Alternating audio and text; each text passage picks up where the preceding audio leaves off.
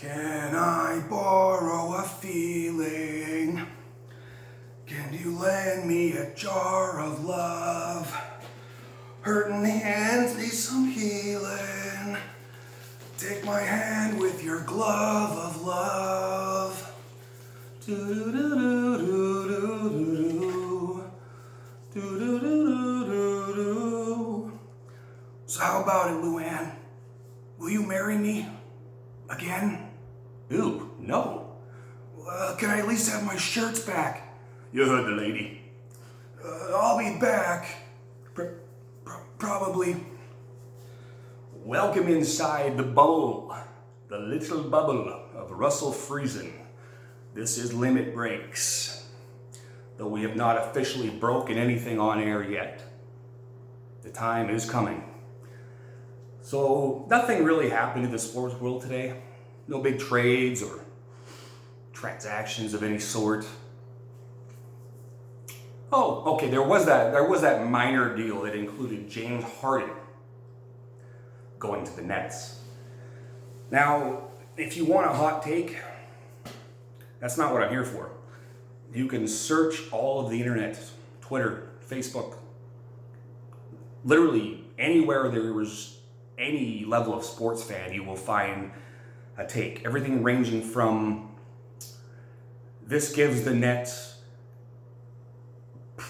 arguably the best offense in the history of basketball, to Harden is an old, overpaid, underperforming bum, and the Nets just cost themselves a decade of development. Well, okay, we're not going to go that far on either side of the fence.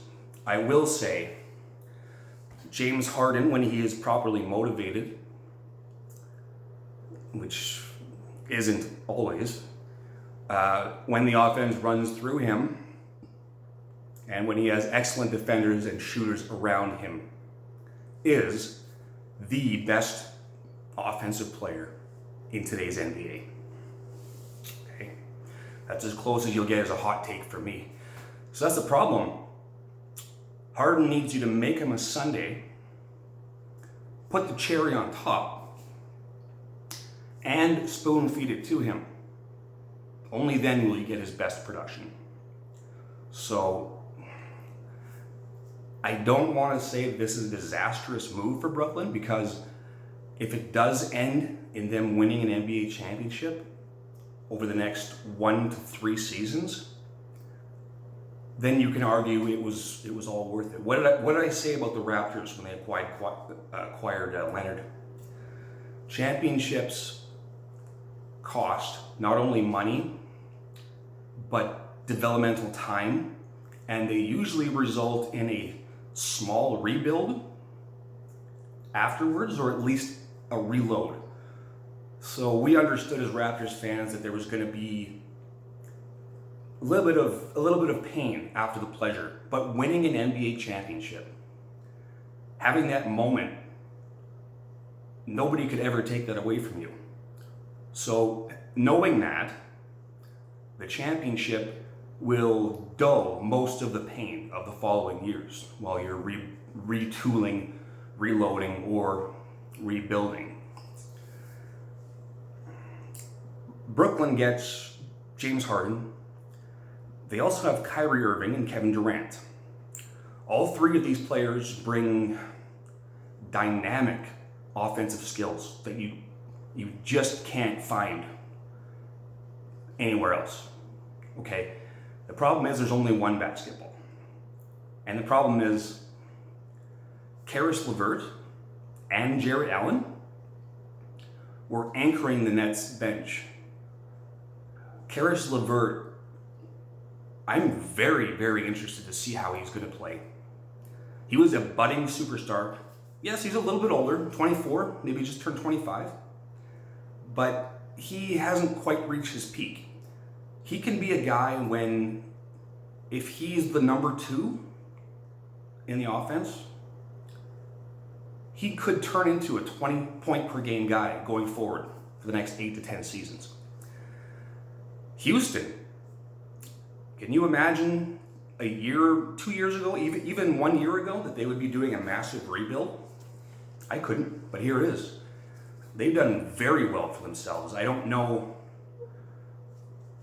exactly why Brooklyn decided to sacrifice all of those picks, but they're basically saying to their fans, we're all in, and if this doesn't result in an NBA championship, or at the very least, a finals appearance, and maybe at worst, you lose in the finals in 6 games, this is a complete disaster. This is a complete disaster. Victor Oladipo coming off a very serious injury. I'm looking forward to seeing how he plays in Houston. He's the man. He is the man in Houston. He's got some help around him. Well, relatively speaking. Christian Wood sort of appeared out of nowhere, but he looks like a legit double-double. He's a walking double-double and an excellent defender. You all know what PJ Tucker brings to the table. So Oladipo fits in nicely with that group, I think. And all of the draft picks they've stashed, look out for the Rockets, but it's going to take a few years, of course, just like OKC and other teams. This trade has many implications. For me personally, I'm looking at 2 things, of course, because that's what this channel is all about. Fantasy sports implications and sports card collecting implications. Before I move on quickly, there's one other element that nobody seems to even mention, is Jarrett Allen going to Cleveland. Jarrett Allen, I have been saying it since before the season started. I don't understand why the Nets are starting DeAndre Jordan, but it's only a matter of time before Allen physically wrestles that starting job from him and takes over. His per 36 minutes stats are absurd. Something like 19, 14, and 3 assists with almost 3 blocks per 36 minutes. And for a 7-footer to be a 79% free throw shooter, and an elite defender, and a guy who's only really just starting to understand what his own ceiling is. Cleveland has Andre Drummond, of course, so you're not going to put Jarrett Allen as a starter ahead of Drummond. But Drummond is a little bit older. He has an expiring contract, and he's not exactly Mr. Durability. So if I'm Cleveland, I am doing everything possible to get some sort of value for Drummond in a trade. And I'm giving Jarrett Allen as much leash as he needs to be your starting center. Traditional 7-footers who don't shoot long-range jumpers are basically extinct. But Jarrett Allen is one of the few who is so good at picking and rolling, is so good defensively, and is such a good rebounder. And he's, considering his size and weight, he's also very athletic. He's able to run the floor. I would love to see what he can do if he's given 32 to 35 minutes a night. Okay, I'll probably have more on that later, but let's just quickly touch on a few things. I did my NHL fantasy draft last night. And my NBA fantasy league, as I mentioned before, not to boast, but I'm going to, I'm alone in first place at 3-0 in a 12-team, 9-category league. Top 3 make the money. Top 8 of the 12 make the playoffs. In terms of sports cards, well, where I started off as a beginner, I returned to the hobby completely fresh, completely naive even to what the market was. So my first purchase, before owning any NBA cards, I spent $350 on a large bundle of cards. We call that a lot of cards. And I got some good cards in there. There's at least 100 rookie cards, including 4 Ja Morants, 3 Zion, and a few others, but none of them were even mid-tier, the brands. We're talking about the manufacturing brands. Okay, they were all Chronicles and Chronicles sister companies, if you will. So Chronicles Illusions, Chronicles Essentials, XR, Recon, Flux. Why am I forgetting them all now that I need to know them? Well, I basically gave you a good idea of what the base bottom tier brands are. They're all Chronicles and extensions of Chronicles.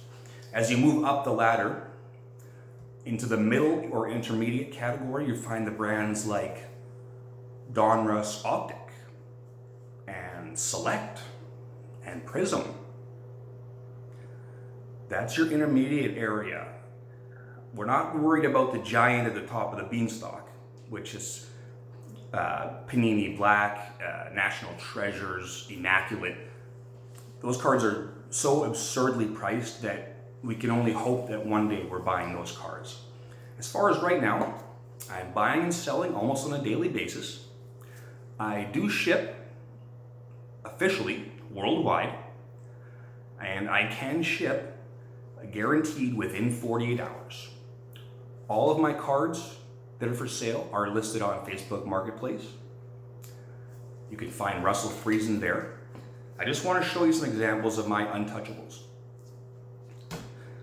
All of the cards in this pile were not part of that initial lot that I bought. Ja Morant, NBA Hoops, we got next. Okay? I do have 6 other Ja Morant cards that would be perfect for a beginner, for a starter lot, for sale at a fair price, if you're interested. If you're looking to get started and you don't know where to start, I have the perfect starter lot for you. RJ Barrett, Donruss Optic, rookie card. Ben Simmons, again, rookie card. 16-17, Excalibur. So what I've done essentially is I've chosen players. We call this speculating. If you wait until the player becomes a superstar before you start buying his card, it's too late. The prices are so overinflated or else at market levels. There's no real, you're not really gaining value, or you're not going to be profiting unless you're a little bit lucky or you really buy a large amount. So RJ Barrett is one guy I've been speculating on. Love Barrett, not only because he's Canadian, that is a big reason though. He's playing in New York and he's going to have ample minutes. He's got as many minutes as he needs because the expectations for the Knicks are absolutely nothing. And I can see him making improvements almost on a nightly basis. Another big speculation I made was on PJ Washington. Here is Hometown Heroes. This is a silver prism, Hometown Heroes. Here is Donruss Optic, PJ Washington, rookie card. And NBA Hoops Parallel Teal Explosion. Isn't that a gorgeous card? If it was just NBA Hoops, the base card wouldn't be worth a whole lot. But this is what we call a parallel. I've explained that before. Maybe I can touch on it again later. But because it's a rare parallel teal explosion, we don't see that very often. And if you look, as I've done, 4 sharp corners, very nice edges. There's no edging wear. The centering looks good. And I've used a jeweler's glass, which is a good investment if you want to start grading your cards. Because there's things that the eye can't see, such as surface small surface defects or pinholes. Maybe one of the corners is slightly rounded.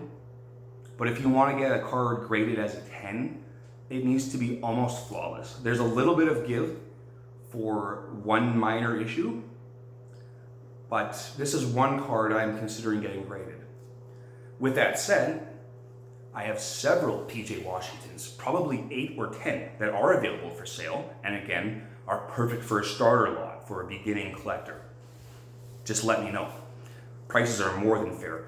Okay, we're running out of time for this episode. I apologize. I'm going to quickly run through the rest of my speculations. Tyler Hero. This is the Crusade.